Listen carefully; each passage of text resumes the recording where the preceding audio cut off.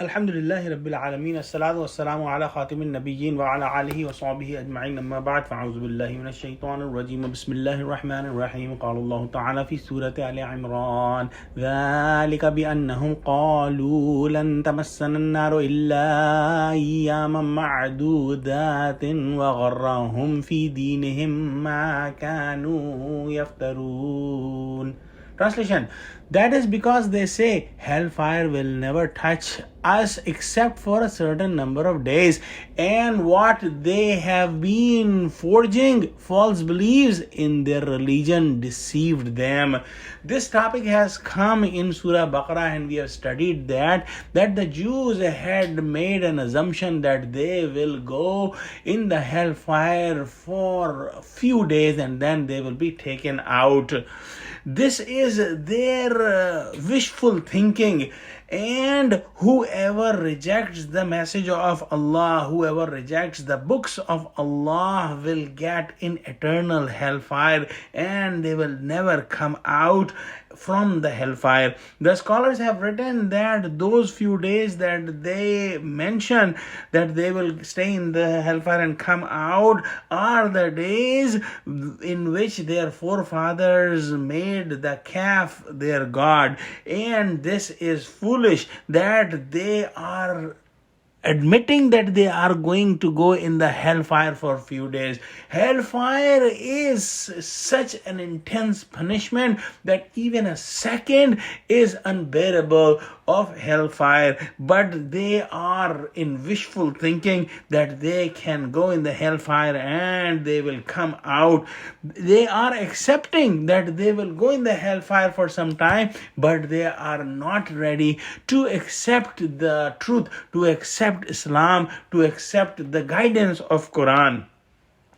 We may have goosebumps if we put this ayah on ourselves, on Muslims, that unfortunately some of the Muslims also have this thought process that while they are committing sins, they are thinking that if we go to hellfire, we will go there, and then after staying some time, we will come out. And no doubt that there are hadiths, there are narrations in which these glad tidings are given to the sinful Muslims that they will get out.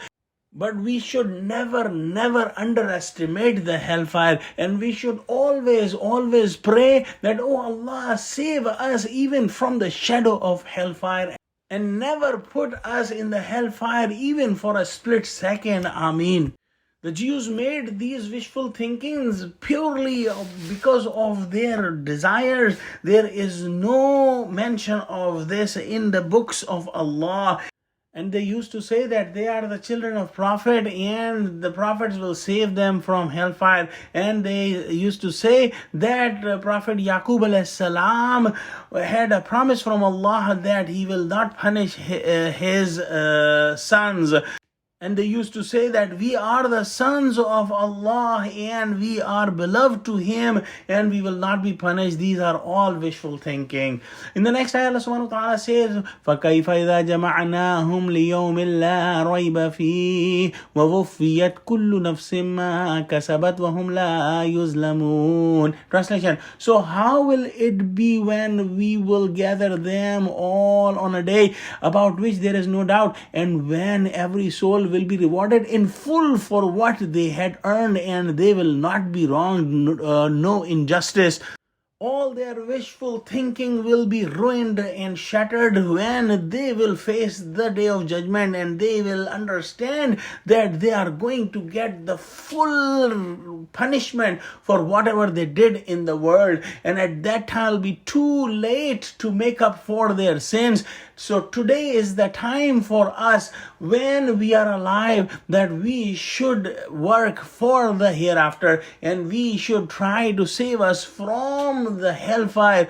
And we should never agree in our hearts even for a split second of hellfire. Oh Allah, give us true understanding of Quran and save us from the any hint of hellfire. Ameen. Wa akhiru dawana alhamdulillahi rabbil alameen. Assalamu alaikum wa rahmatullahi wa barakatuhu.